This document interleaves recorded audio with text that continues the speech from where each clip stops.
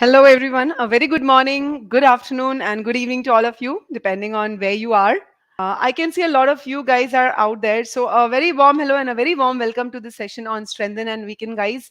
This is one area which I have been hearing from students. I constantly get feedback that strengthen and weaken questions are a problem at times, especially when you don't have techniques like the negation or the test of extremes the way you have on evaluate and assumption questions. So let me start by telling you quickly about myself. Now, this is a part which is really, really embarrassing to me most of the time. So my name is Sunita. I'm the verbal head at GMAT Wiz, and I am also the lead course architect of the GMAT verbal course. So the agenda of the day is very simple. We will definitely be solving some very hard strengthen and weaken questions. Now, solving is not the point. Point is how should you solve so that you solve it in record time and you have high accuracy, right? So what we are really going to focus on while solving these strengthen and weaken questions is how to analyze the stimulus in such a way that you are solving the question most effectively and efficiently. So, in that process, we will also learn how to understand the scope of the conclusion. All right. And we are going to then apply the scope of the conclusion to eliminate the choices on these strengthen and weaken questions. So, guys, let's get started without more ado. Wonderful, guys. So, let me get started by bringing up the first question. Now, here's the thing. Before I put up the question there, guys, a small, teeny tiny bit of request. Do not post your answers till I request you to do so. All right. So that everybody gets a fair chance to give the question a shot without getting any biases going. All right. So here's the question. And I'm going to give you 2 minutes. Let me know if you can see the question clearly. It's an in house question, a GMAT quiz question. Hi, Vivek. Let me know if you guys can see the question clearly. I hope you can. Just say a yes, a quick yes, if you guys can read the question clearly, if the font and stuff is all clear to you. And if it is, get started. You have 2 minutes to solve this question, guys.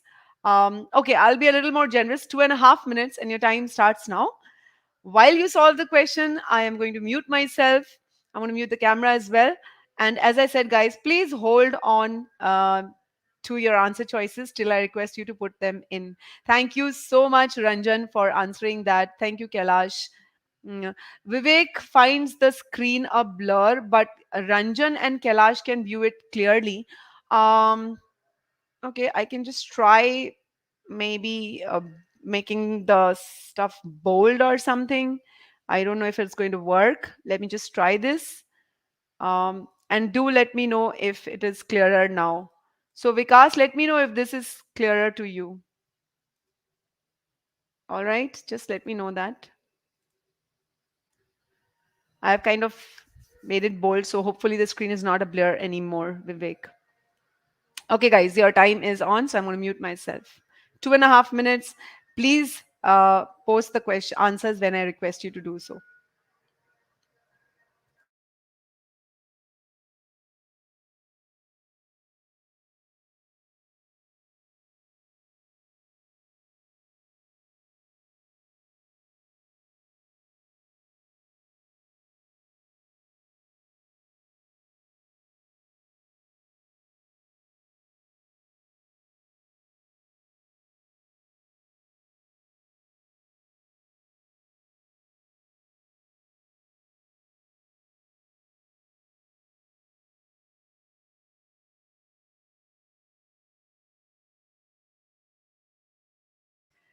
Those of you who are still finding the screen a blur, because some of you are, please make sure your screen is set on the resolution to 1 not 8 not p. All right. The others can view it clearly, so I'm sure there's something wrong with your resolution.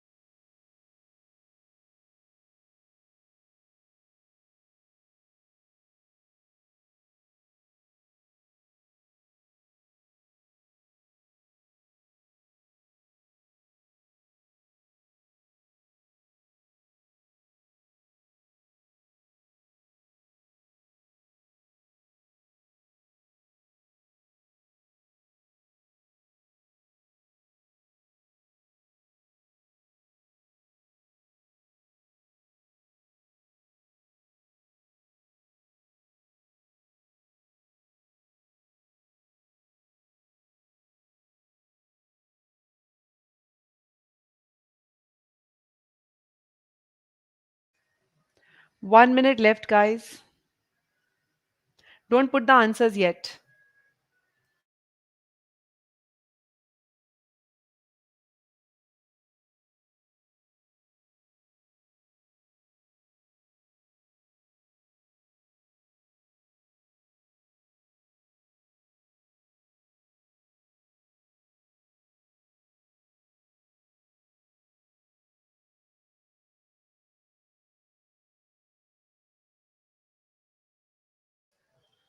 All right, guys, you can start putting in your answers. And while you're putting in your answers, I also want you guys to point out what is the conclusion of this stimulus. Okay? We've got to weaken the argument. So, what is the conclusion of this stimulus? I want you guys to post that along with your answers. Okay, I can see some of the answers. So, Rahi says it's A, Kailash says it's E, Vaishali says A, Gyana says A, Julia says E, Parth says D. Guys, I would love to have some more answers here. I can see a lot more of you are there. So it would be very, very nice if I could have some more answers. And don't be shy, don't be afraid of posting your answers, guys. The other request, I also want you guys to tell me in the chat what is the conclusion of this stimulus. So Jaideep says B is the answer. Akshat says it's A. It seems most of you are inclined towards A. A couple of E's along the way, one D, a B as well. Come on, guys, please post your answers. And those of you who have already posted the answers, do let me know what is the conclusion of the argument. Okay, Akshat, noted. What is the conclusion of the argument, guys? Type the conclusion of the argument. I promised you that I would show you how to analyze the stimulus correctly so that you get the correct answer. All right. Vikas says it's B. Julia says it's A. So it's A, B, E. Okay. I'm waiting. We just got one contender for D. If you need a little more time, guys, maybe another 15, 30 seconds. But okay, Jaideep has put in the conclusion. Let me also have some more of you posting the conclusion, guys. What do you think is the conclusion of this argument? You're supposed to weaken the argument. So, what is the conclusion that you're weakening? Sometimes we don't get the conclusion correctly, and therefore we get the wrong answer. So, quickly, guys, it shouldn't take you so long.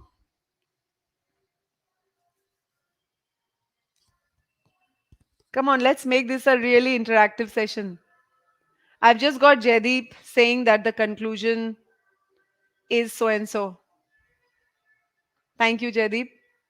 Part says government efforts were successful because the prices of ivory products increased.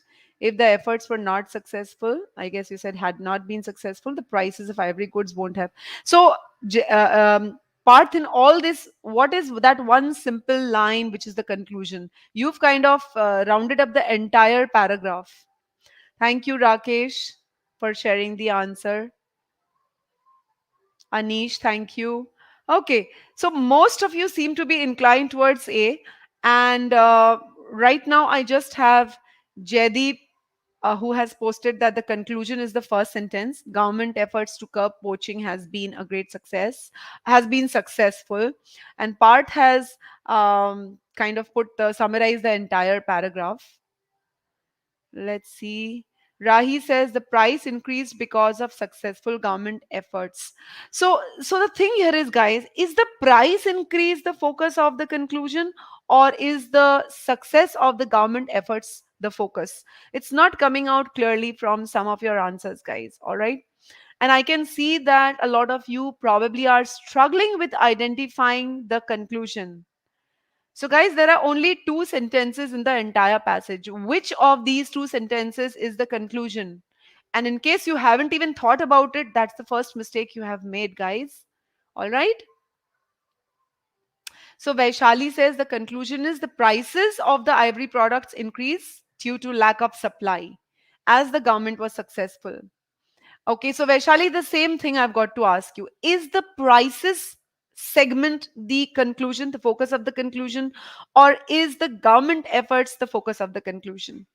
So Soumya says success of government efforts is the conclusion. Parth also agrees with that. Hi, Abhay says A is the correct option, and the conclusion is government was able to successfully implement ban on poaching of ivory products. So, guys, here I can see there is a kind of turmoil. Okay, turmoil is the wrong word.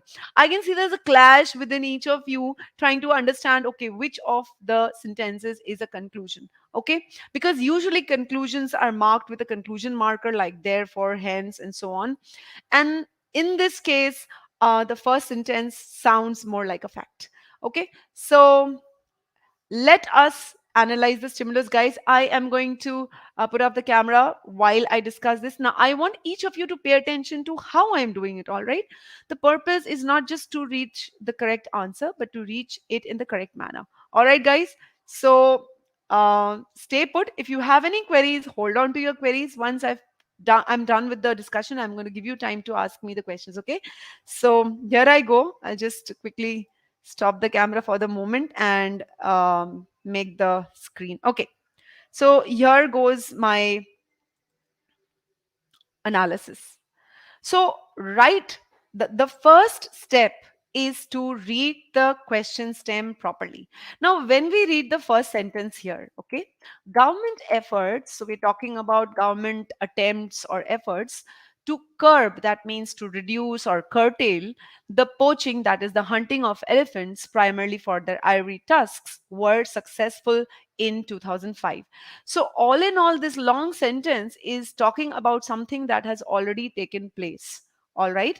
It took place in 2005 and government tried to stop the poaching of elephants. Per this sentence, those efforts were successful. Now, right away, we are not able to make out whether this is the conclusion or not. All right, and therefore you think of this as okay, this is telling us that the efforts were successful. Then you move on to reading the second sentence. But when you read the second sentence, then it is that you are going to realize what is the role of the first sentence and the role of the second sentence. So what we have to remember when analyzing the stimulus is, as you read along, try to correlate sentence 1 with sentence 2 with sentence 3, and then put the whole thing together. So here we already since we already know that the first one is a conclusion, I'm going to put it down as the conclusion here. But remember, right now you don't know it's a conclusion. Okay, right now you don't know it's a conclusion. So we are saying the government was successful in stopping the poaching of elephants in 2005. If the efforts, now let's read on, if the efforts had not been successful.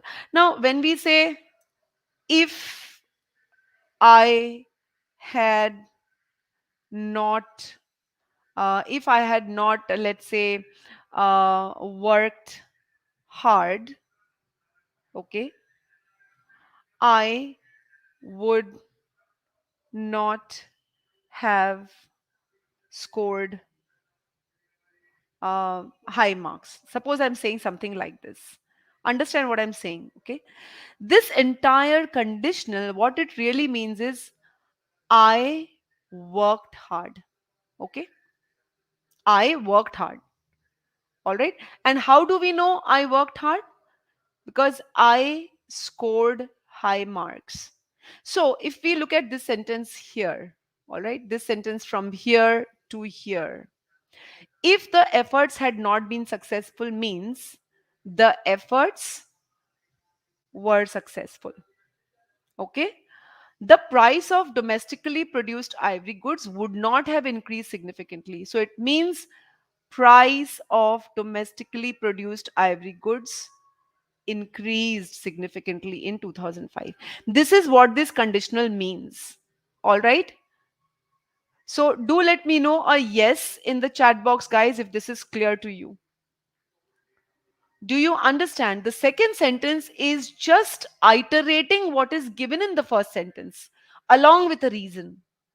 So the first sentence is being supported by the second sentence because the second sentence is trying to give you a reason why the author believes that the government efforts were successful. Okay. So sometimes if we do not read and correlate the different pieces of information in a paragraph, we are not able to understand clearly what is the conclusion and what we have to strengthen or weaken.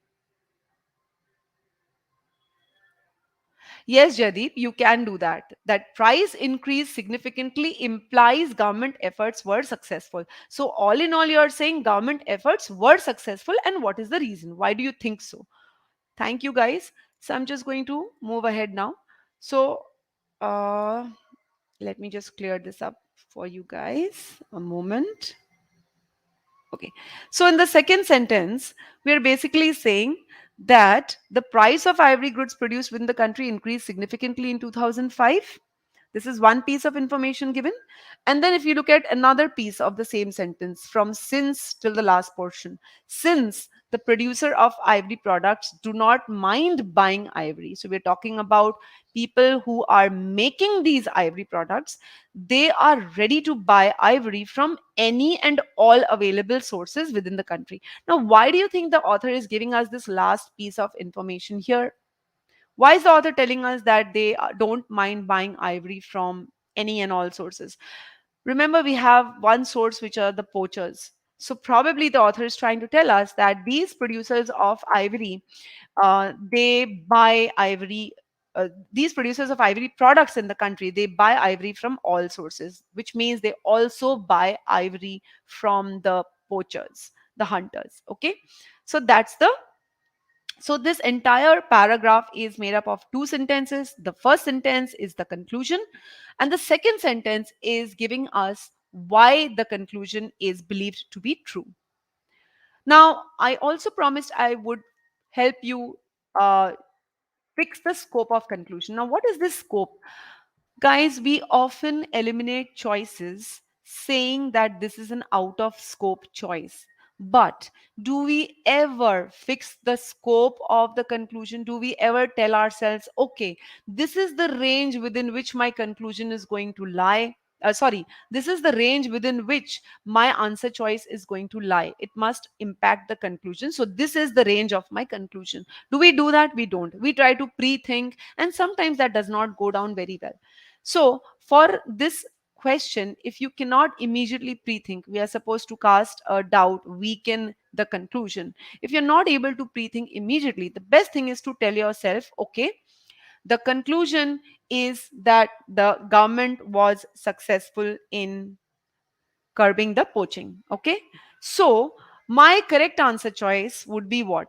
I need to show that the government efforts did not reduce poaching, right? This is what I have to do since we are weakening the conclusion. Okay, so my scope will be this. You tell yourself any new piece of information that shows that government was not successful in stopping the poaching of elephants will be my answer. That means any choice which shows that the poaching went on.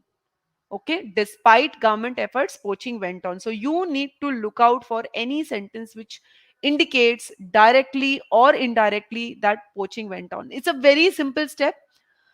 It's a very simple step. You might be thinking, how will this help me? I'll show you how will this will help you. For the moment, I'm sure a lot of you were not able to pre-think of anything. Okay. So I hope the scope is clear, guys. Can you just tell me whether you're clear with what this scope of conclusion means? It's a very simple step. But when you have this scope in front of you, and you're taking up each choice for evaluation, you just ask yourself, you keep asking yourself, is this answer choice telling me that government efforts were not successful? You keep asking this. All right.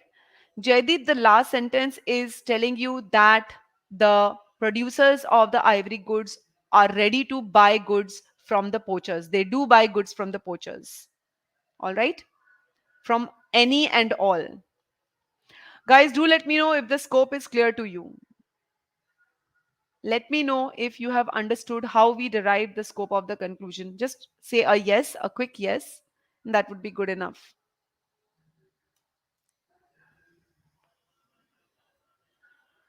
So many times when my students are not able to pre-think any, strengthener or weakener, the scope really helps them to look for a certain type of answer choice. So here they would be looking for a choice which says that uh, poaching went on. Thank you so much, guys. Let me move ahead with the explanation. So with this scope in mind, this, that my answer choice must indicate this, I'm going to move forward with the answer choice elimination. Okay. But before that, a little bit of quick thought process, or you can call this the pre-thinking step as well. Prices for domestic ivory goods increased, right? Okay. And that is why the author thinks that the efforts to curb poaching were successful. And we have to weaken the idea that the efforts to curb poaching was not successful. Now, here, since we are talking about price, we can think of demand and supply, because one of the things that impacts price is demand and supply, right? Remember, curbing poaching indicates reducing supply, isn't it? If it is indeed true, it should indicate reducing supply. So we can think of supply, and it is general understanding that if the demand is high and the supply is fixed or low, the price goes up. Okay. And if the demand is fixed or low, this and the supply is high, the price goes down. Now here, the poaching of elephants for ivory tusks will add or maintain the supply of ivory, right? If it goes on, it will add to or maintain the supply of ivory.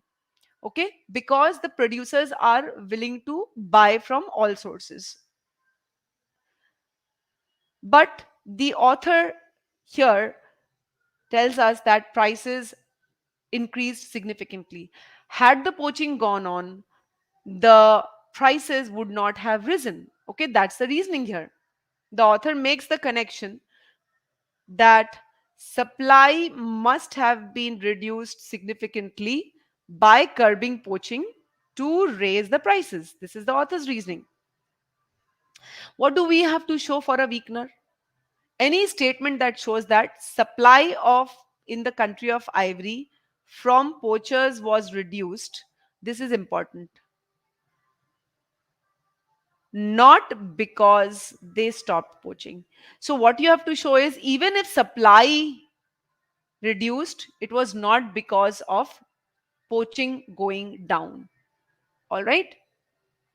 Even if the supply reduced in the country, because we do know that the prices of the domestically produced ivory goods went up. So it is quite possible that the supply reduced. But we have to show that despite the supply reducing, the poachers were still hunting.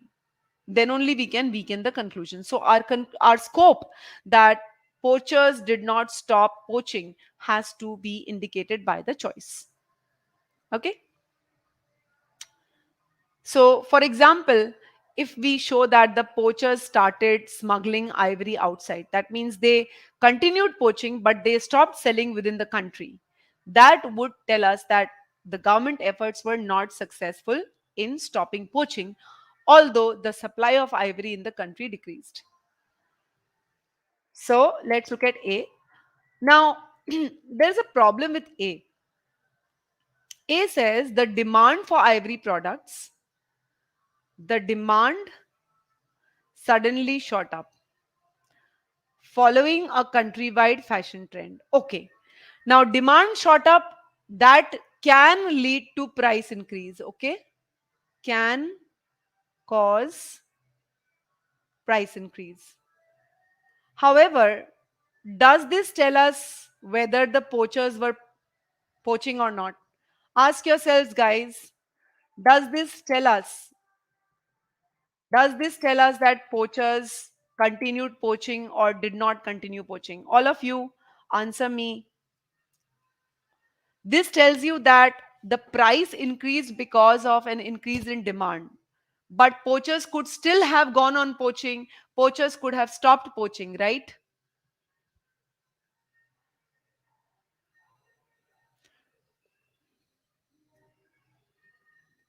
Yes, guys, I'm waiting for your answer. Tell me that does this choice tell you poachers did not stop poaching? Does this tell you poachers continued to poach? Does this choice tell you that poachers continued to poach? Does this choice tell us that poachers continued to hunt? There's my question, guys. Does this choice tell us that poachers continued to hunt?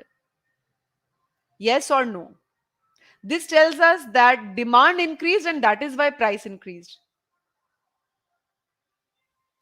And that is why A is not the correct answer. Okay?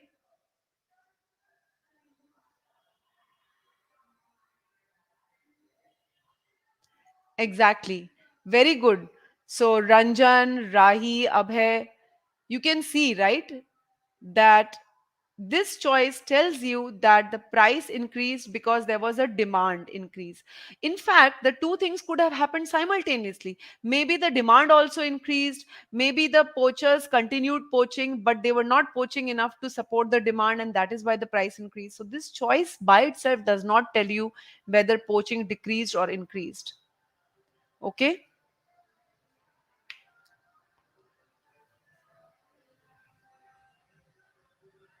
So, guys, is this clear? Why A is not the answer? So, A is not the answer because it does not really support, all right, that whether they stopped poaching or not. Okay, maybe they continued to poach and the demand went up, and that is why the price went high. Maybe they stopped poaching, but the demand increased, and therefore the prices went high. Michael, is it clear? Michael, is it clear that how this choice doesn't tell us whether they continued to poach?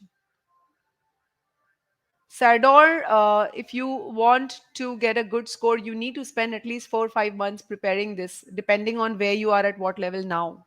Okay? Jaideep, A does not weaken the idea that government efforts to stop poaching was successful. Maybe the government's efforts were successful, but still the price increased because of demand increase. All right. So you have to actually outrightly prove that poachers continue to poach. And the scope of the conclusion is any choice that tells you poachers continue to poach. So A is not telling us whether the poachers continue to poach or not. And therefore, A is not the answer. Okay, let's move to B. So A is not clear whether they stopped. You see here, the price could have increased despite the supply remaining the same or low. Why? Because the demand increased. So supply remaining same or low, we don't know. Okay, we need to prove that the supply went down from the poachers. We need to show that the supply from the poachers did not go down. Sorry. Let's come to B. In 2005, poachers identified a unique and untraceable technique of hunting elephants. So this tells us that poachers had better, they were better equipped to hunt. They had found some way of hunting, but this does not actually tell us whether they continued hunting or not. And therefore, this is out of scope. Remember what the scope was? The scope was any statement which tells you that ivory from poachers did not stop coming. So, this is not telling us whether they were successful in continuing to hunt. This tells us they had the equipment or they had the means. In 2005, independent poachers joined forces, okay, to form bigger groups which could face increased government vigilance. Again, this choice tells us that the poachers became powerful, but it doesn't outrightly tell us whether they were able to continue poaching. Maybe they became powerful, but maybe the government efforts were successful. So by itself, C is also out of scope. It does not tell us whether poaching went down or not. Okay. D. The producers of ivory products are always ready to pay exorbitant prices. Okay, so this is telling us they are ready to pay high prices for raw ivory. But is this choice telling us why the price of ivory became high? As already discussed for choice A, the price could have been high because the legitimate sellers of ivory raised the price, because the demand increased. This choice again does not tell us whether poachers reduced hunting or not. Okay, and therefore D is also out. The correct answer is E, guys. Poachers started getting a significantly better bargain abroad for their ivory in and around 2005. Now, this gives us a hint that poachers might have continued hunting, but they then started selling their ivory abroad. So, supply from poachers decreased. This choice says supply from poachers decreased in the country, okay, but they continued, forgive my handwriting, guys, continued hunting. And therefore, E is the correct choice. If you have any queries, guys, please ask.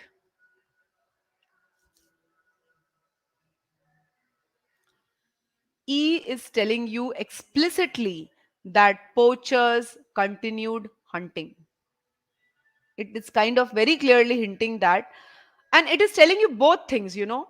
On one hand, it is telling you that um, price increased because these poachers were not selling within the country, they were not selling in the country. On the other hand, it is also telling you that government efforts may not have been, you know, successful.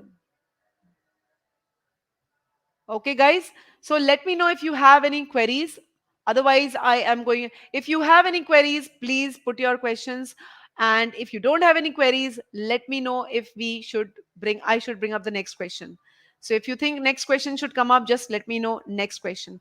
At GMAT Wills, we constantly try to teach our students how to analyze the stimulus correctly, how to recognize the conclusion correctly, and how to fix the scope of the conclusion so that you can eliminate the out of scope choices very, very easily.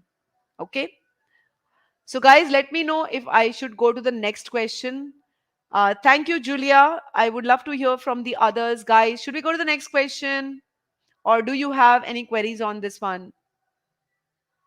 Jaydeep, I have answered some of your queries earlier as well. Okay. So, again, the question can be twisted and turned any which way. All right. Um, Thank you, Ranjan. Thank you so much. Okay, everybody's ready for the next question. All right, I think I'll show my face for a moment just so that I can connect with you guys. All right, good. So, yum, yum. Okay, cool. Here comes the next question, guys. Here it is for you. This is an official question, and I hope you enjoy solving this question as much as I enjoyed solving this question when I solved it the first time. Again, guys, I would tell you to read the stimulus carefully, to understand what the question stem is asking you to do. And when you're going through the answer choices, make sure you see that it is falling within the scope of the conclusion. So, read the stimulus properly, fix the scope of the argument or the scope of the conclusion, and then move to the answer choices. So, Nishta, no, I'm going to increase the screen in a moment so that you can, and I'm going to make it bold. Give me a moment, guys. Just give me a moment.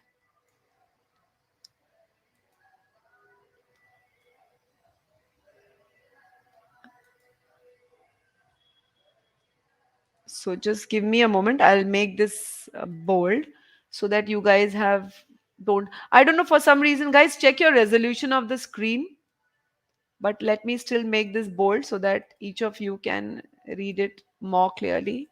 It'll take me a moment. Yeah, done. Let me know if the screen is now readable. Nishtha, let me know if this is readable. It's better now. Please set your screen resolutions to 1080p. 1080 pixels, so then it would be fine. Guys, can you see the screen? Do let me know if the screen is visible. Let me know a yes, a quick yes would do.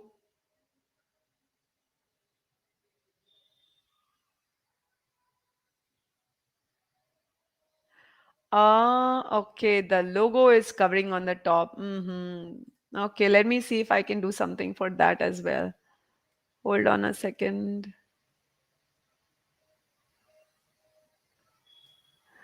Is this better? I think the logo now. Yeah, it's better.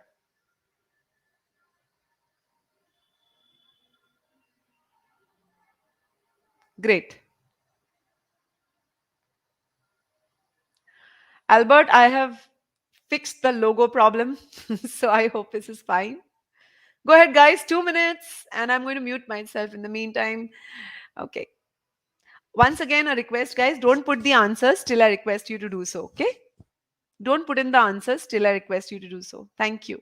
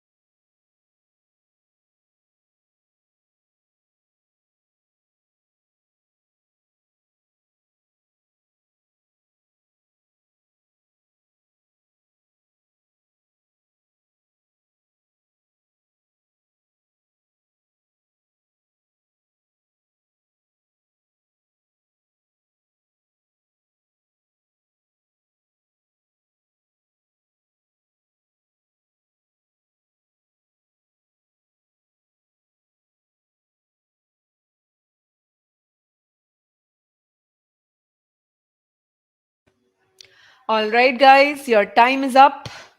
You can start posting your answers. Interesting question, I hope. A little different from the usual questions.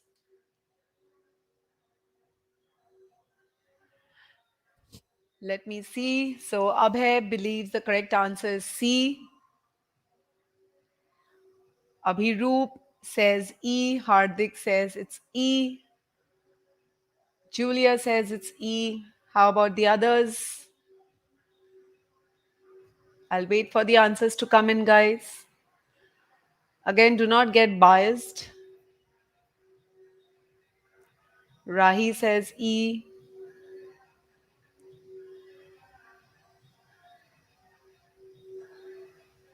In the meantime, while you guys are posting your answers, Rakesh says E. Narshardul says C.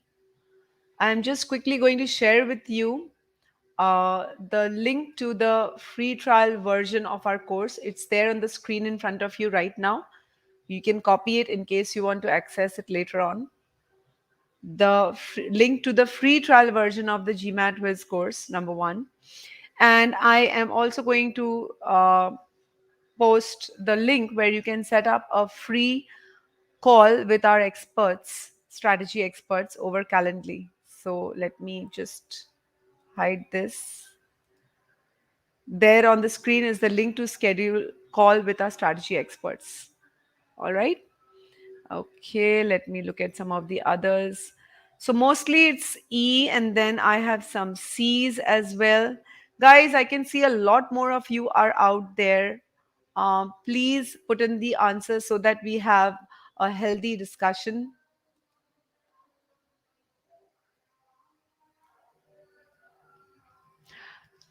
Again, the process will be to see, not just to see whether the answer is correct or not, but whether the correct reasoning has been used. All right.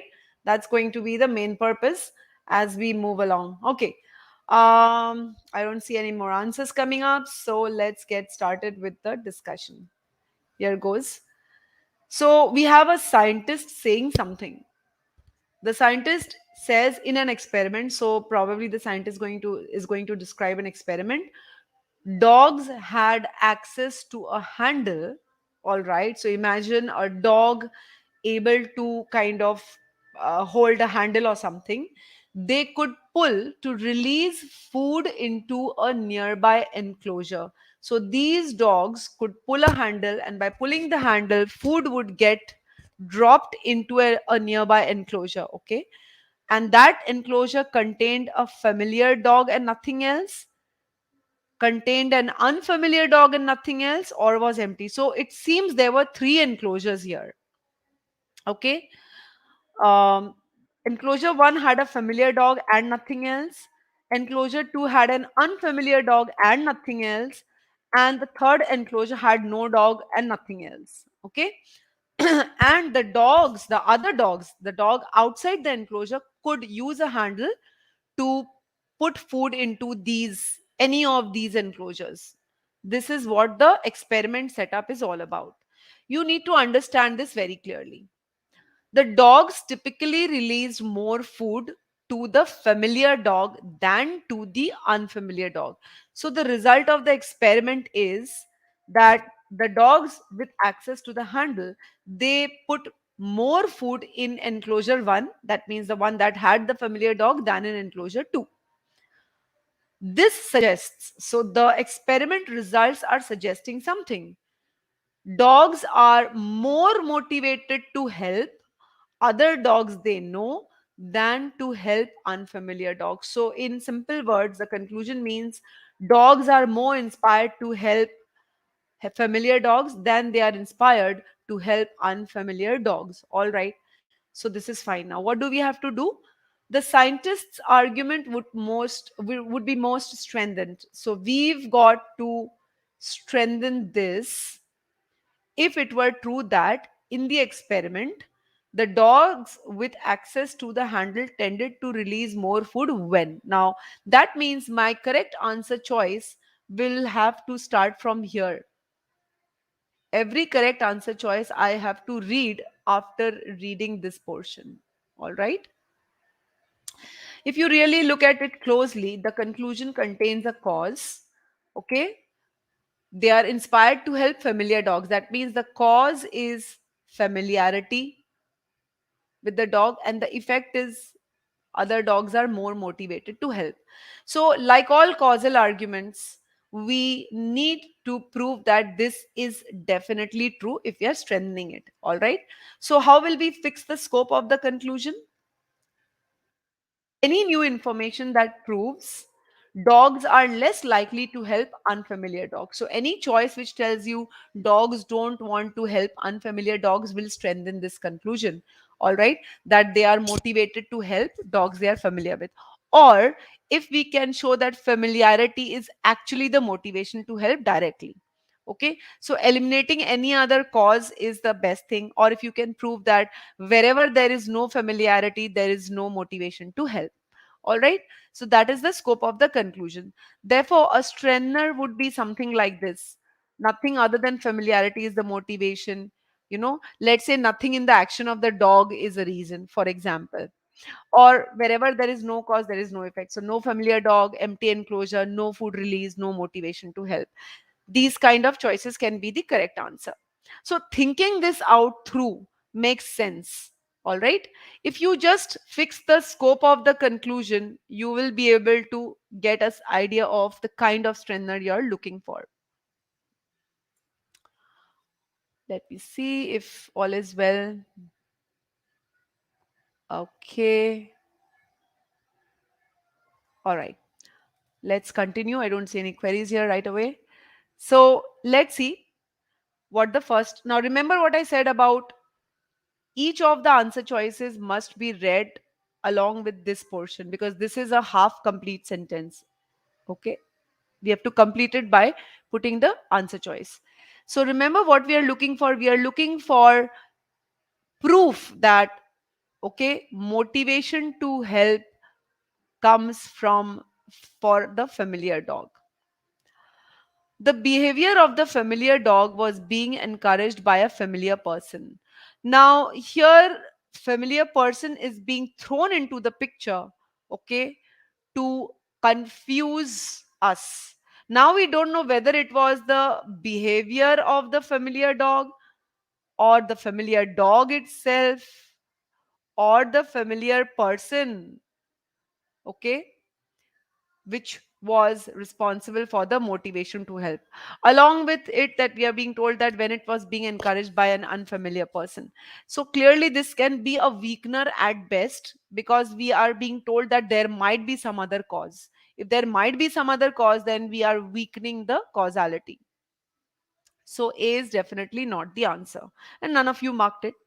The enclosure was empty, so dogs with access to the handle released more food when the enclosure was empty. If the enclosure was empty and they were releasing more food, then clearly this is telling us that motivation to help familiar dogs is not there. So this is completely out of scope. There is no familiar dog on the scene at all, right? Okay. So B is also out. C, a familiar dog in the enclosure. So, dogs with access to the handle release more food when a familiar dog, okay, in the enclosure was displaying friendliness. Again, there is a problem. Is it the friendliness which is the cause, or is it the familiar dog? We don't know clearly. It could have been either. And then we are told that they released less food when an unfamiliar dog appeared hostile. So clearly, this choice indicates as if the behavior could be the reason and not the familiarity. Okay, so this does not indicate motivation to help. All right, it just shows that they found the familiar dog friendly and therefore they might have helped, but whether they were motivated to help, we don't know. A dog in the enclosure, a dog, now we don't know whether this dog is familiar or not, appeared uninterested in food. So we are basically saying the dog released more food. The dog released more food when the dog in the enclosure appeared uninterested in food. That doesn't prove motivation either. Already released into the enclosure than when it appeared interested in that food. So clearly, this is also more like a weakener. You're releasing food into the enclosure when the dog appears uninterested in food already released. So there was some food already there. The dog was not eating that food already. but this dog release more food into the enclosure, doesn't show motivation to help. So D is also out. The correct answer is E. How? A familiar dog was in the enclosure. Then, when a familiar dog was visible but not in the enclosure. Basically, this means what? If so, we are talking about familiar dog. Imagine that the familiar dog is inside the enclosure and the dog with the handle is this is the handle dog. So the handle dog releases more food when the familiar dog is inside than when the familiar dog is outside. Which means what? It feels that if the dog is inside the enclosure, the dog needs help. But if the dog is outside the enclosure, the familiar dog is outside the enclosure, it does not release much food into the enclosure. That means we can clearly prove that motivation to help is because of the familiarity. There is this motivation to help. This is being proved in choice E, and that is why it is correct. Guys, do let me know if you are clear. Yes, Jaydeep. The unfamiliar dog is not. I don't know which question which choice you're referring to. There is a familiar dog outside the enclosure. There is a familiar dog inside the enclosure. When the familiar dog is inside the enclosure, the dog with the handle releases more food. So it wants to help the familiar dog inside the enclosure. Guys, let me know if this question is clear to all of you. Type a yes if it is clear. Let me know if we should move on to the next question. So, as I said earlier, reading the stimulus properly, reading the answer choices carefully, bit by bit, will help you understand the correct answer choice, eliminate the incorrect ones and understand the correct one. Akshat wants me to explain C again. Okay, Akshat, here goes. So C is saying a familiar dog in the enclosure was displaying friendliness. Now remember, we have to prove that familiarity. Okay, we have to prove that familiarity caused motivation to help. This is saying familiar dog was in the enclosure and the familiar dog was showing some kind of friendliness. So, was it the friendliness that motivated the dog to release more food, or was it the familiarity? That is not clear. Okay, that is not clear. In fact, it moves towards a weakener. It tells us that perhaps it was the friendliness that was the motivation to help. So, Akshat, I hope that is clear. Parth is telling me to go ahead with the next question, guys. The others, should we move to the next question? Ready? So, what works in a strengthen and weaken questions, guys, is number one, get the conclusion clear. Number two, fix the scope of the conclusion. Jaideep, it doesn't have to talk about the unfamiliar dog. You can prove the motivation to help just by proving that there was a familiar dog and there was motivation to help. Okay. So, once again, as I said, if you are interested in looking up the free trial version, I will just quickly once again share it on screen with you guys. There's the free trial version on screen for you if you want to look up the way we go about introducing how to solve the CR questions. And if you want to set up a free call with any of our experts, there is the link for the free call as well on the screen right now. Okay, let me bring up the next question. Here it is.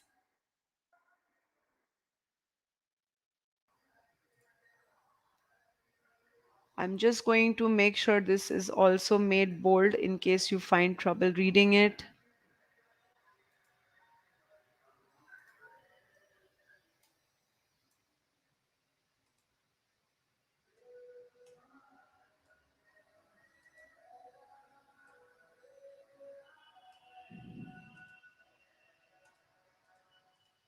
Just, I hope, guys, let me know if you can, if the screen is, sorry, if the text is visible to all of you.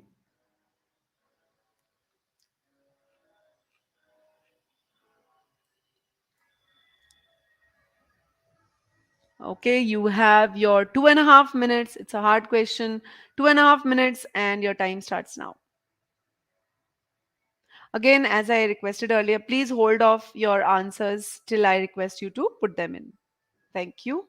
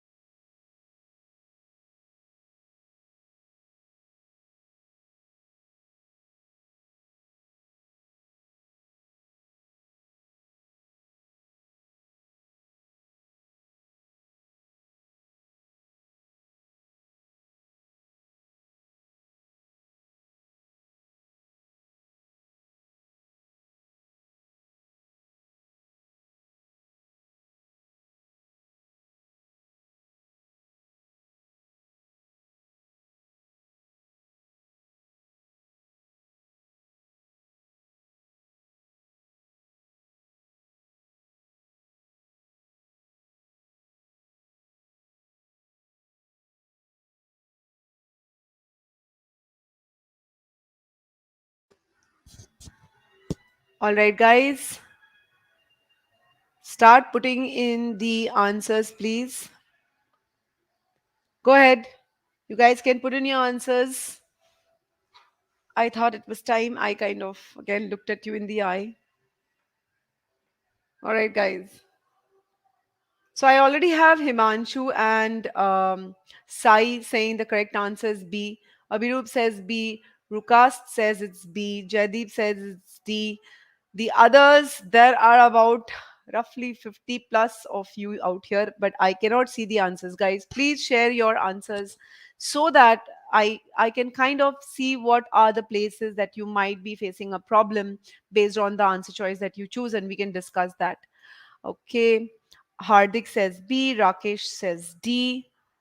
Charlie says B. Part says D.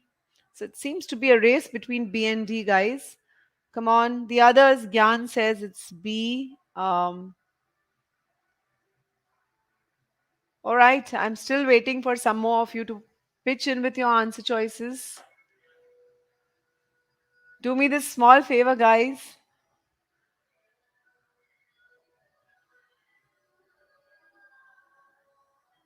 I'm waiting. Okay. All right. Once again, in this question, I'll show you how you need to fix the scope of the conclusion, understand the conclusion correctly to get the answer correct as well. All right, so let me once again disappear and make the screen take up most of your space. And I am going to start the discussion. Sorry. Some species of Arctic birds are threatened. All right, so we're talking about Arctic birds, and I'll tell myself, all right, we're talking about Arctic birds, are threatened by recent sharp increases in the population of snow geese. All right, so snow geese are increasing and Arctic birds are decreasing. This is how I'll tell myself. All right, which breed in the Arctic? So these snow geese, they breed in the Arctic and are displacing. So, who are displacing? The snow geese are displacing birds of less vigorous species. So, that means the Arctic birds are probably less vigorous. We can kind of infer that here from this sentence. All right. So, first sentence is telling us that recently there's been an increase in the number of snow geese, and that has led to a reduction in the species of Arctic birds. All right, first sentence done, packed away. Second sentence. Although, now the moment you have an although, you tell yourself, okay, some contrast will come up, and the author is going to give us this contrast to somehow relate to the previous sentence. Okay, let's see what this sentence says. Although snow geese are a popular quarry for hunters. Now, they are popular something for hunters. So, what can this quarry mean? Probably it means prey. All right. The hunters like to prey on the snow geese in the southern regions where they winter. Who winters in the southern regions? The snow geese breed in the Arctic, so probably they are the ones who winter in the regions.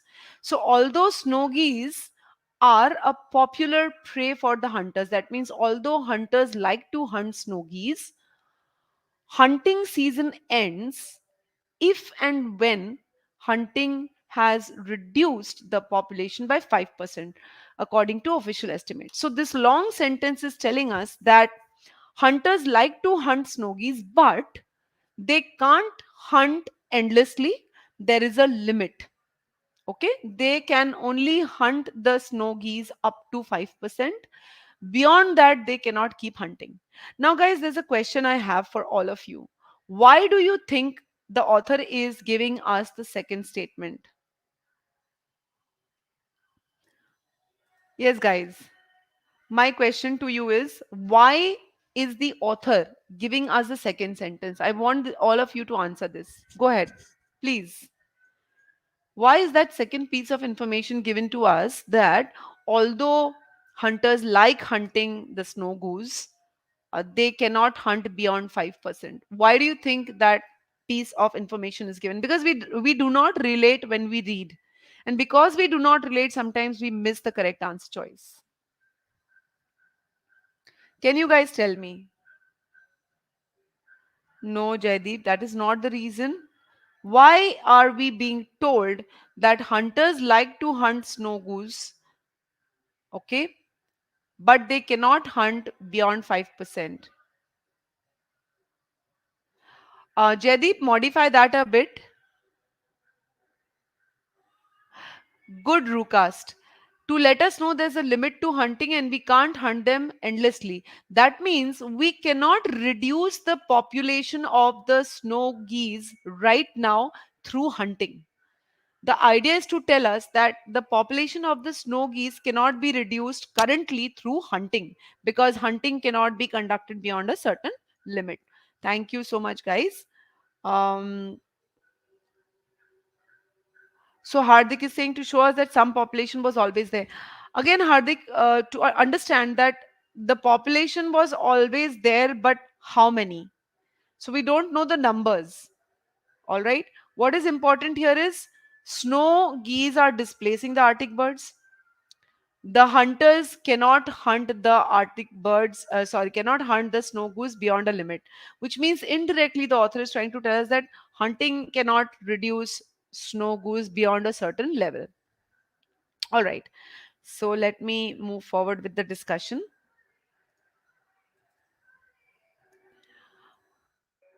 So we are told hunters like hunting snow goose but have to stop when a certain limit is reached.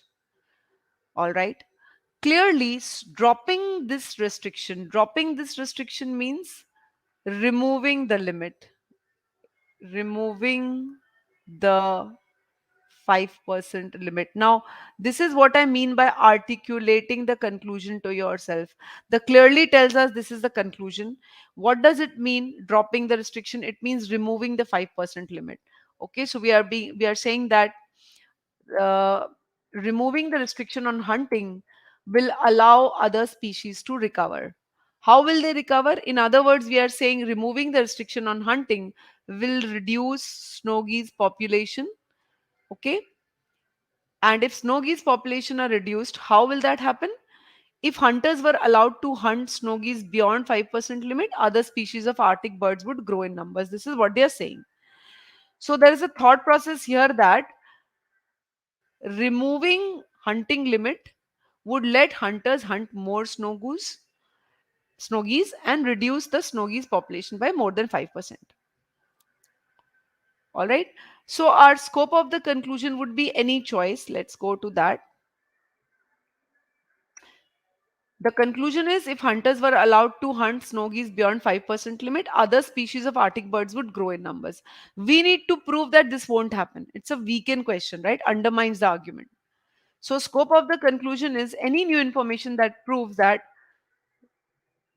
note this, removal of hunting limit will not help in reducing snow geese population. Okay. And thus not help in the recovery of other species of Arctic birds. This is what we have to prove. So the correct answer choice must be proving this.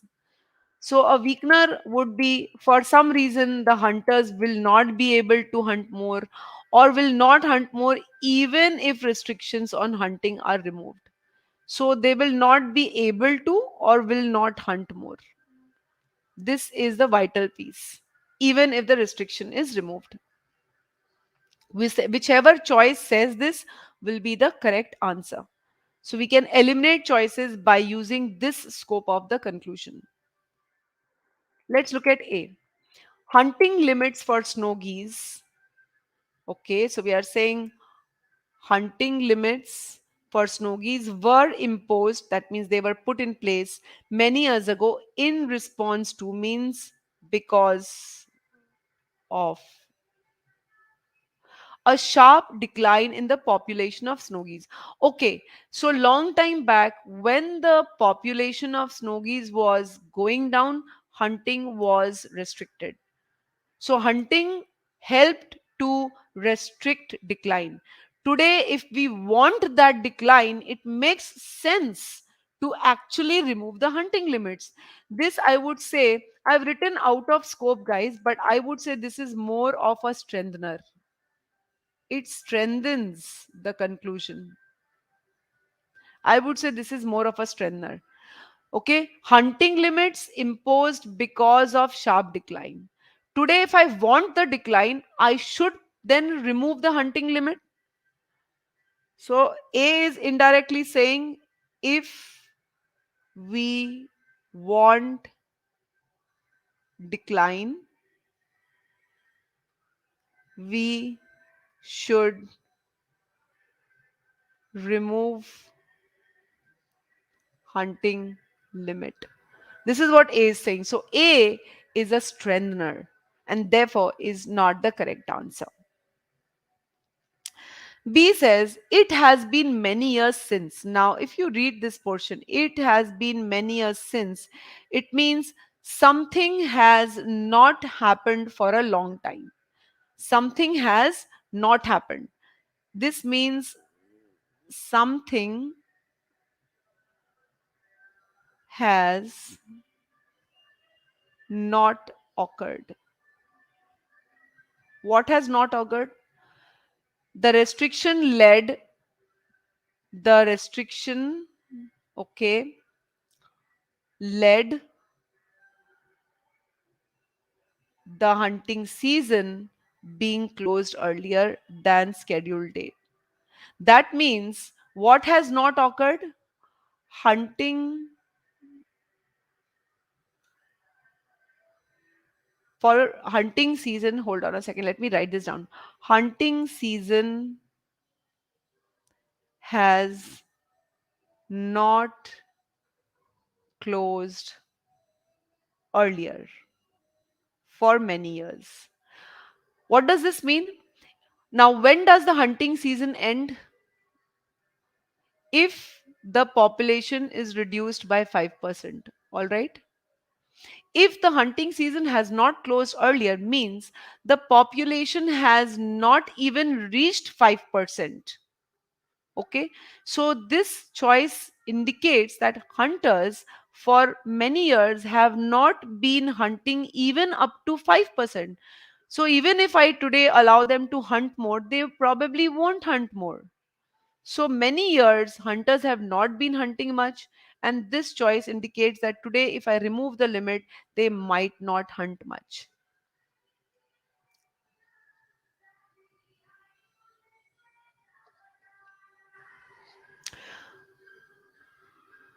Guys, is this clear?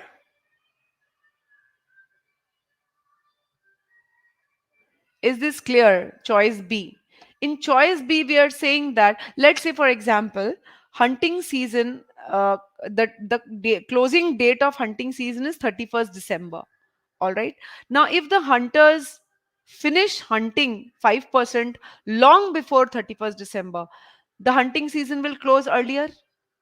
But here we are told that the hunting season has not closed earlier. That means the hunters are not interested in hunting even up to 5%. So even if you remove the limit, that doesn't make any sense. They will not hunt more. They are not inclined to hunt more. All right. So guys, let me know if B is clear. Say a yes, a quick yes if B is clear to all of you. B is a very twisted answer choice. If you don't read it carefully, you will go wrong, guys. You will go wrong. The bit about it has been many years since, that has to be understood properly. Charlie, I'll explain why B is not, C is not the answer. Thank you, guys. Thank you so much. So let me continue with. So B is the correct answer. Let's hold on to that for the moment. C says the number of snoogies taken by hunters each year. So the number has grown every year for several years. Now, we know the population has also been growing. So the numbers could very well have grown while keeping it within 5%. We know it cannot be go beyond 5%. The hunting cannot be more than 5%. But if the number of geese being hunted is increasing every year, this shows that the hunters have a tendency to hunt more. Today, if we allow them to hunt more, they will hunt more. So C is a strengthener, it's not a weakener. And if you have marked C, it means you have not understood the argument properly. And if you have not understood the argument properly, it means you might not have read the argument properly. So, being able to analyze the stimulus correctly is one of the most important things. Remember what your scope was. Your scope was any choice which tells you hunters won't hunt more. We'll go back to that screen once more. Okay. See, scope of the conclusion. Remember, the weakener was for some reason hunters will not hunt more, right? That was the scope. Hunters will not hunt more. Hunters will not be able to or will not hunt more. But C is telling you every year the number of birds being hunted is growing. So that means we are getting to understand that they have a tendency to hunt more. And if today we remove the restriction, they might actually be hunting more. All right.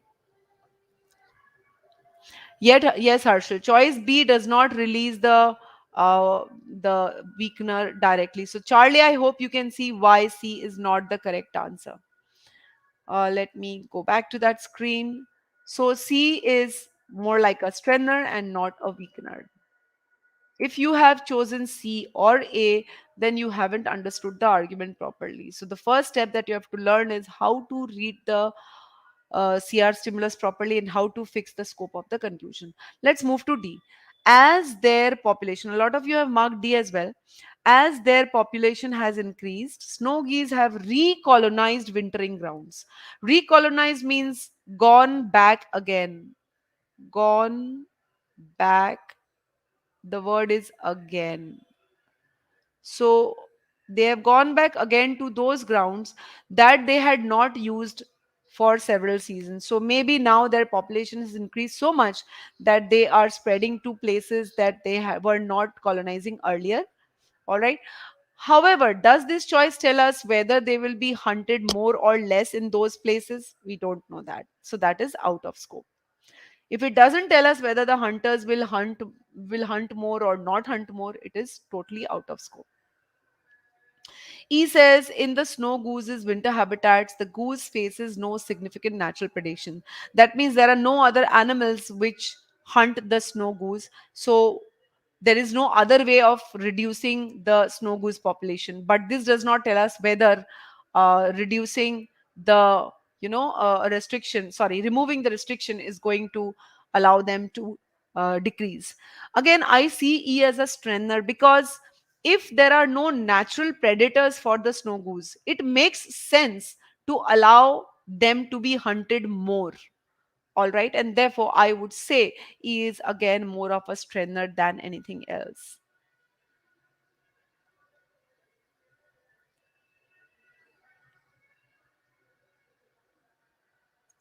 So Prerna, uh, uh, B is hinting at a trend. Okay, B is hinting at a trend that it has been many years since indicates till now. Okay, if I say it has been many days since I worked out, or if I say it has been many weeks since I ate pizza, it means till now I have not eaten pizza. All right, till now I have not exercised. So the since tells us it is still, the trend is still going on. All right, I hope that clears things for you. So B, hunting season is not hunting season is not being closed earlier. If the hunting season was closed earlier, it means the hunters finished hunting the birds up to 5%. See, if there are 100 birds and the hunters hunt 5 birds, then the hunting season will be closed. So either they hunt 5 birds early or the hunting season closes, whichever happens first. So if they are not, if the hunting season is not closing early, it means they are not hunting those 5 birds till before the last date. All right, guys. So let me know if this is clear, and then we can move to the last question of the session. So B was the correct answer.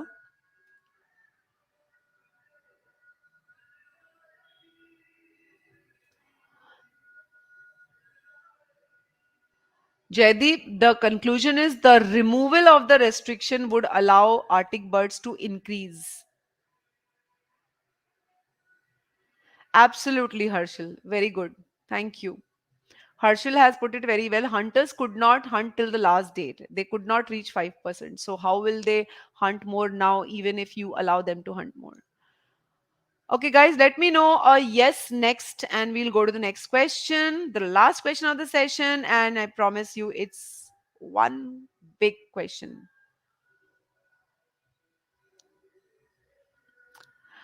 Prerna, if the hunting season is not closed earlier, it means they are not reaching 5%. So they are not even hunting 5 birds.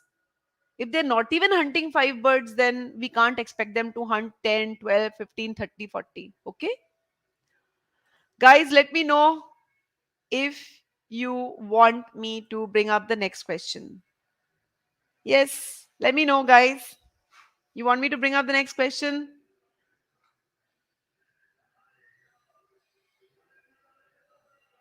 I'm waiting. I'll wait for at least some of you to say yes Sunita, go ahead. The next question, the last one. In fact, it's an interesting question because I'll ask you to strengthen and weaken it at the same time. Okay, thank you guys.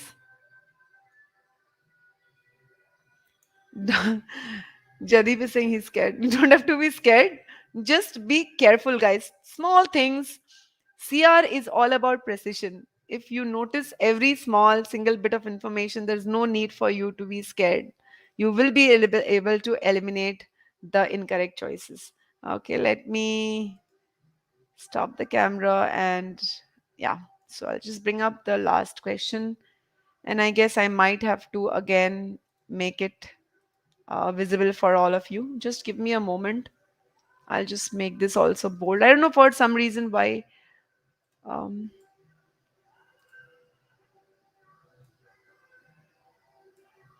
and I hope the logo is clear.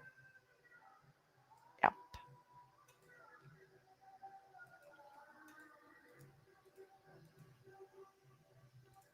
Okay, guys, I hope the visibility is better now. I'll give you 2.5 minutes again to sort this question, and your time starts now.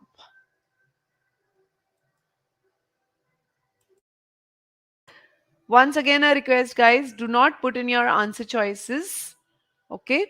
Um, till I request you to do so. Absolutely, Charlie. Good.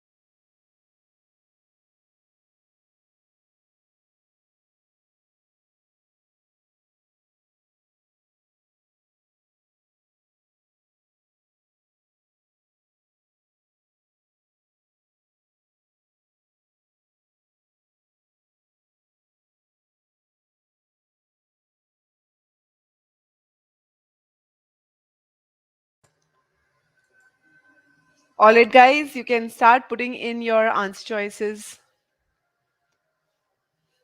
So I already have Rakesh and Sharik's answers. Both have opted for C.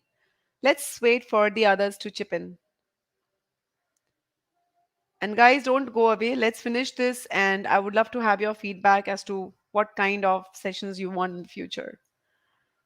Would love to hear from you.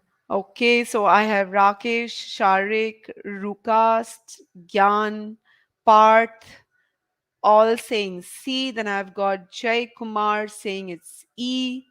Jaideep saying B or D. Uh, Harshal saying it's E. Okay. There seems to be a lot of diversion on this. I told you, I promised you it was going to be an interesting question. All right. I'm waiting for some more answers, guys. Jaideep wants more CRs. Jaideep, there's one quick uh, suggestion. Always like make sure that you are never caught between two choices. You must eliminate all and choose one. All right. Every time if you have fall into this practice of this one or this one, you will always find yourself confused. So you must find a reason to eliminate the other four decisively. Okay, Julia says it's C, Prerna says it's B, Akshat B, Vikas C. All right, so we've got B and C going against each other, although it's more like C and less of B. Then we also have a D and E. Okay. All right.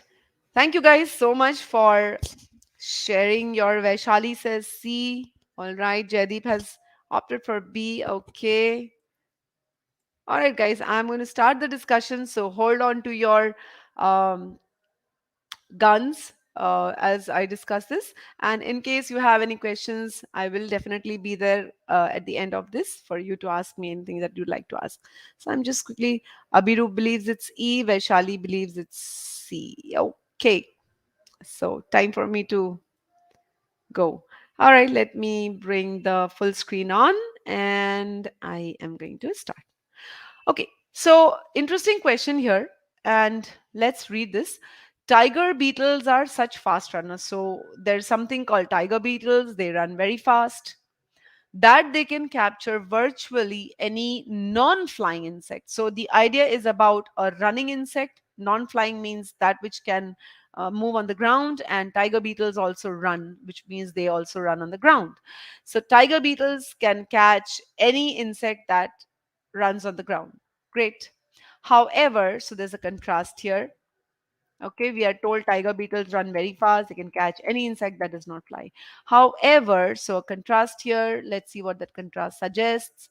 When running toward an insect, so if you're talking about a chase taking place, a tiger beetle will intermittently stop and then a moment later resume its attack. So here we are told about a pattern that this tiger beetle follows when it is running towards an insect. It keeps pausing intermittently. Intermittently means start, stop, start, stop, start, stop with gaps. Okay, let's see.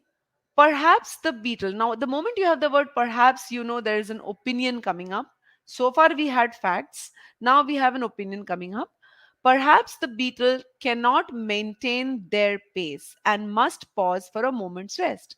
So, the author here is offering a theory that maybe beetles pause because they cannot keep the pace up. That means they cannot run at the same speed and they feel like they need to take a moment's rest. But an alternative hypothesis is, so then the author is not sure whether the beetle is pausing for a rest. So there is another hypothesis that the author is offering, and that is while running, tiger beetles are unable to process the visual information and so quickly go blind and stop. So if I shorten the whole thing, the author is saying beetles pause because they are either tired and need to rest or have gone blind and stop. Okay, so notice this. They are either tired and need to rest. So this is hypothesis 1, or they have gone blind and stop, hypothesis 2. Now, since either an or is mentioned, it means the author does not believe both are the reason. Okay.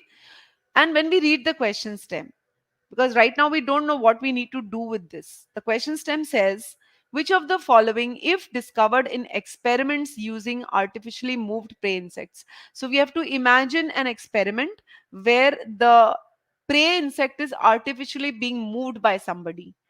Okay, so if such an experiment is set up, then what in that experiment would support one of the two hypotheses and weaken the other? So I have to come up with a choice. What we are saying is support one of the two hypotheses and weaken the other.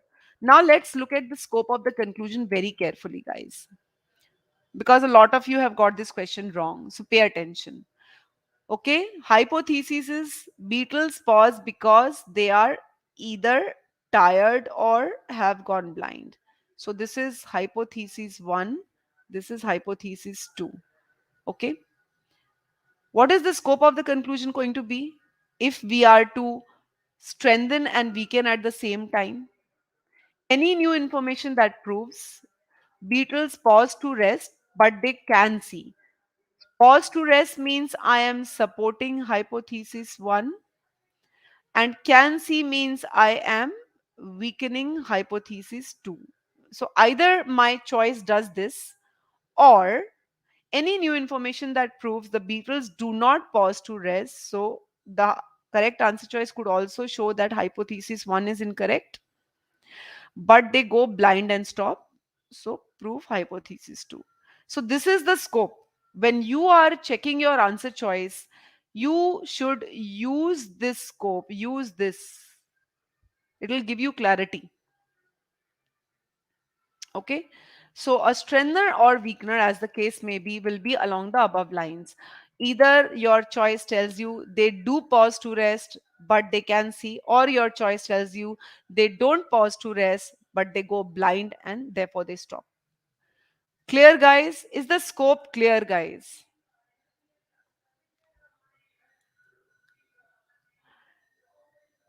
Yes, Mayuresh, this is an OG question. The first question of the session that we did was GMAT quiz question. The others are all OG questions. Yes, guys, do let me know with a yes if your scope of the conclusion is clear. Lot of us go wrong because we do not identify the scope and therefore we choose out of scope answer choices. Some of you have done that. Okay. Thank you, Abhiroop, for pointing that out. I hope the others are also clear. Thank you, Harshil. Let me move to eliminating the answer choices now. Notice how I am reading the answer choices, okay? So I have, I just to bring up my scope, let me write it somewhere. Hypothesis 1 is, okay, pause to rest. Pause to rest. And hypothesis 2 is go blind. So I'm going to look at each choice and see what it is doing to these two hypotheses. When a prey insect is moved directly toward the beetle. Now, this notice is a change of scenario. Okay, because in the experiment, in the original sentence here, when running toward an insect, okay, so the insect is running ahead and the beetle is moving after it. But in choice A, we are saying that the insect is coming this side and the beetle is also coming this side. That means the scenario has changed. Okay, the scenario has changed. First thing. So when a prey insect is moved directly towards a beetle that has been chasing it. So earlier the beetle was chasing the insect. Now suddenly the prey insect is coming towards the beetle. The beetle immediately stops. Now, if the beetle immediately stops, chances are that it can see. Okay. It was running towards the beetle, but the beetle was running towards the insect, but suddenly when the insect started coming towards the beetle stopped. So maybe it can see the insect and runs away without intermittent stopping. So if it is not even stopping intermittently, then it is not having any impact on the other hypothesis. It is kind of weakening the second hypothesis, but we don't know what it does to the first hypothesis. All right, and therefore A is incorrect. So I don't think anybody marked A.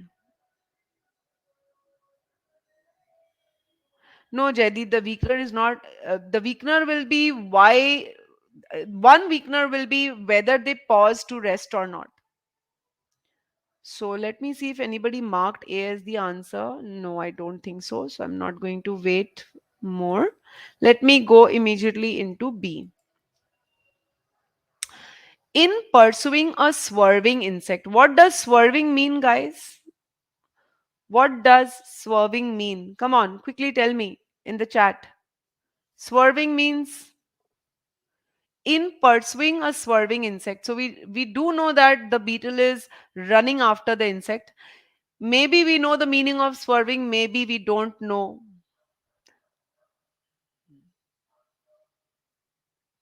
So, Harshil, isn't this out of scope?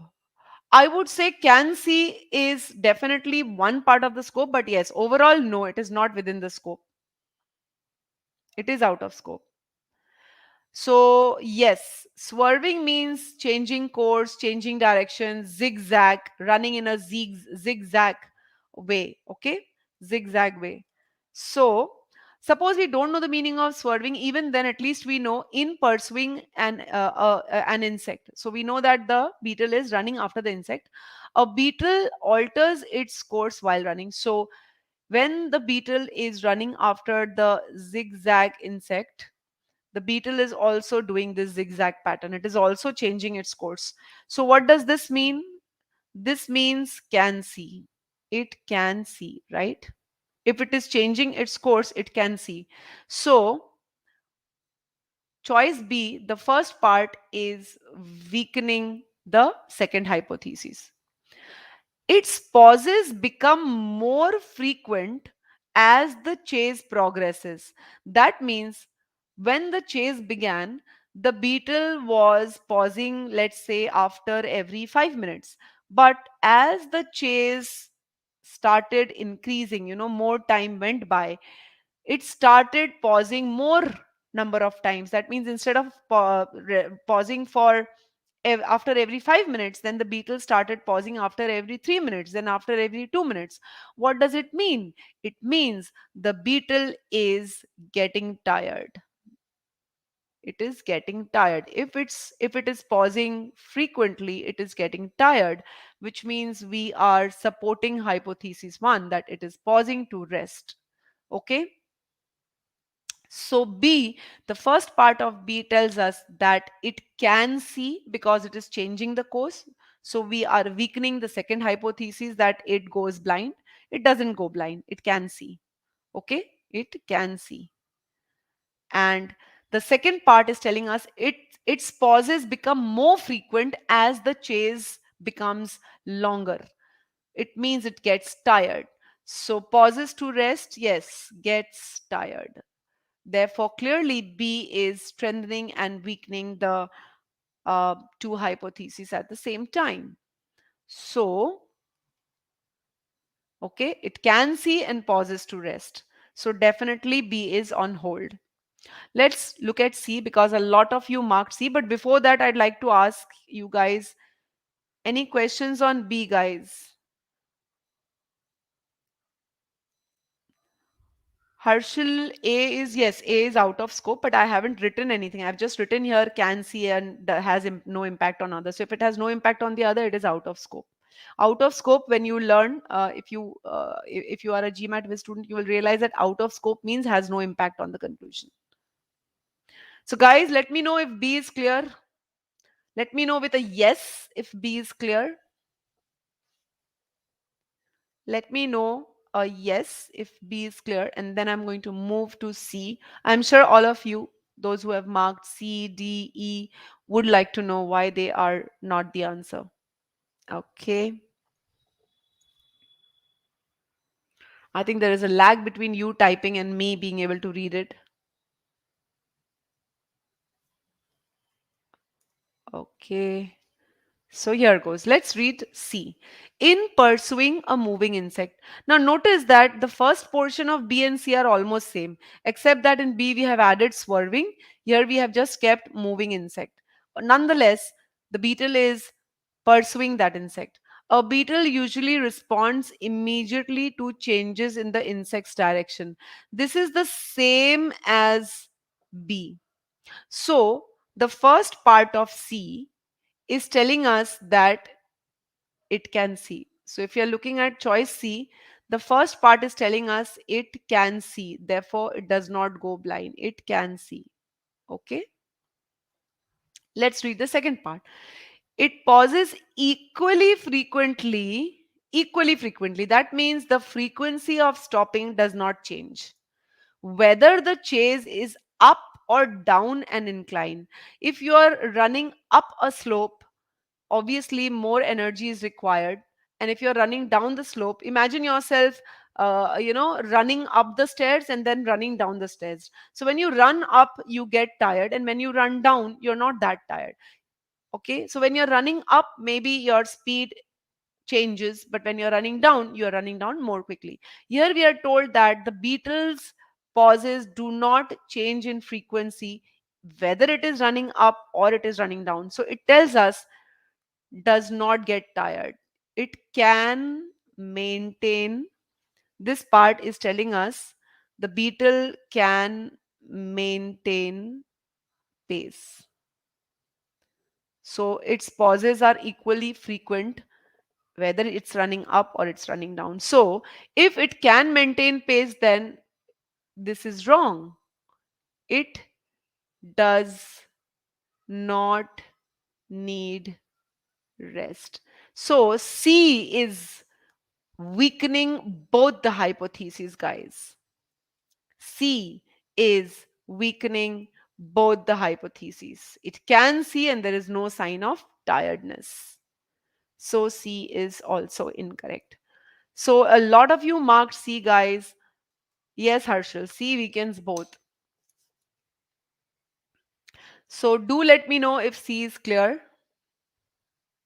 All right.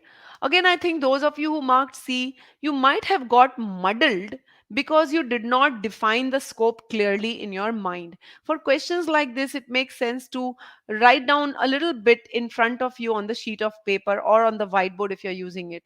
It makes sense to unload your brain. Don't put everything on your mind, then your mind won't work efficiently. Put some things down on paper, don't need to think about it. So for example, write down the conclusion in your own words, maybe even quickly jot down the scope and then look for the answer choices.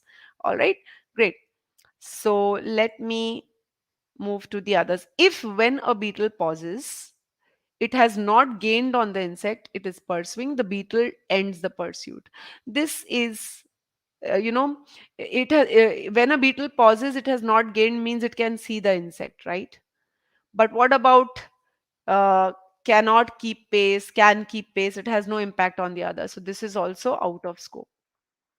The faster a beetle pursues an insect fleeing directly away from it. So we are saying the faster a beetle runs after an insect, the more frequently the beetle stops. So the faster it runs, maybe it gets more tired, and the more frequently it stops. So pauses to rest. It is basically strengthening hypothesis one, but it has no impact on whether it goes blind or does not go blind. All right. We don't know whether it stops because it goes blind or not. So E again is not the correct answer, and the correct answer is B.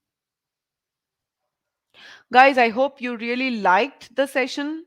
You benefited from it. You saw how we teach the correct way to analyze the stimulus. A very important tool is fixing the scope of the conclusion. Okay, we did not pre-think much anywhere. We mostly analyzed the stimulus, fixed the scope of the conclusion, and eliminated choices. So, Harshil, remember, pursuing the insect means initially it could see, but when it started running, then it stopped, kind of, let's say, we are told that it stopped, it was not able to process the changing visual information. Look at this.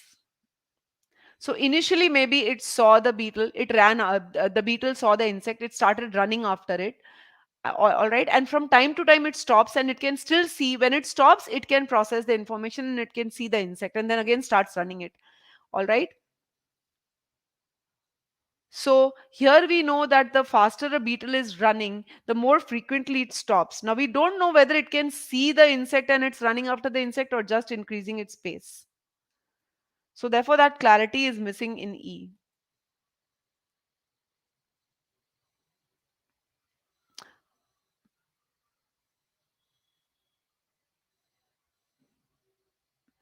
Abhirup, that is the whole point. Out of the two hypotheses, one can be true at a time. All right. According to the author, only one hypothesis can be true at a time. So it is pausing, that is for sure.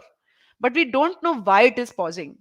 All right. So B tells you that it can change its direction, which changes in the direction of the insect, which means it is not pausing because it is going blind. It can see. So if it is not pausing because it is going blind, then it stands to reason that it must be pausing for rest. And for that, we have evidence that its frequency is decreasing as the chase is increasing.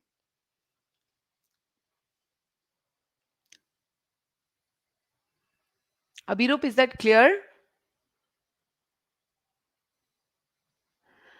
Jaideep, the whole thing is about can. It doesn't say can change the direction, it says it alters the direction. Jaideep, in B, if you read B carefully, there is no can. It says a beetle alters its course. There is no can alter. There is no can in B.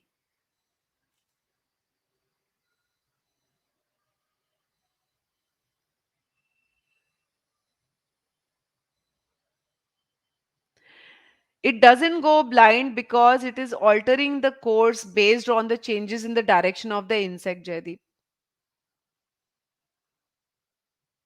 Yes, Abhirup, I know. Reading the answer choice carefully is the last nail in the coffin. If you want to get your answers correct, if you want to not be confused between answer choices, you've got to really read with a lot of precision. Okay?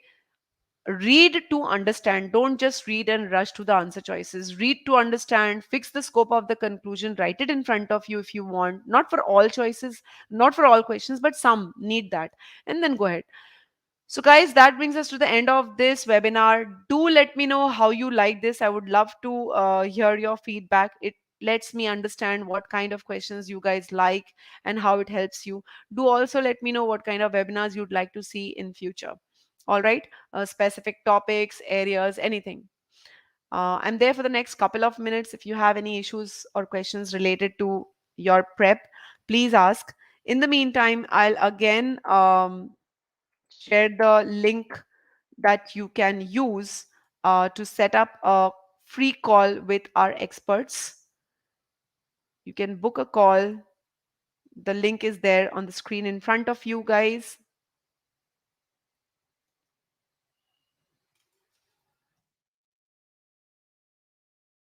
And some other information is also there.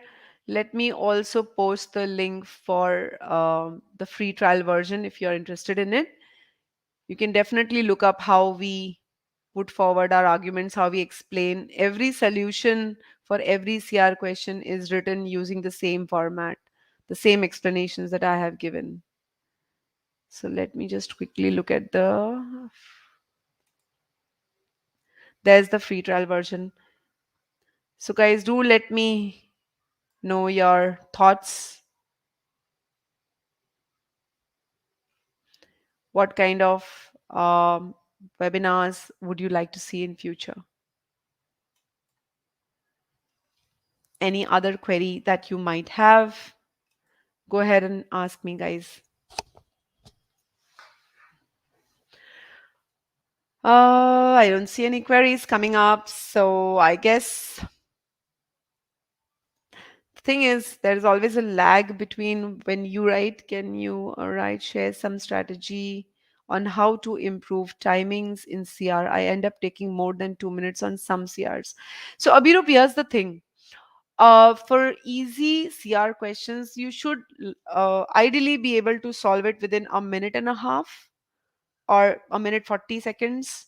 For medium difficulty level questions, you might take up to 2 minutes 10 seconds, and for hard ones, you might still take 2.5 minutes. So that's okay.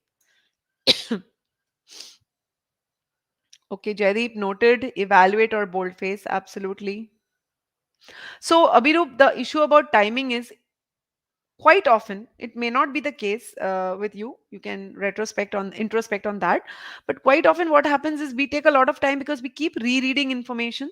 We haven't got clarity on the stimulus, and when we go to the answer choice we keep going up and down.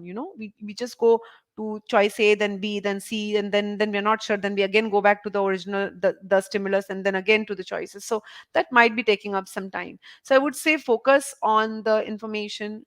Don't read in a way so that you won't have to reread stuff. Read a sentence, understand. Read the next sentence, understand.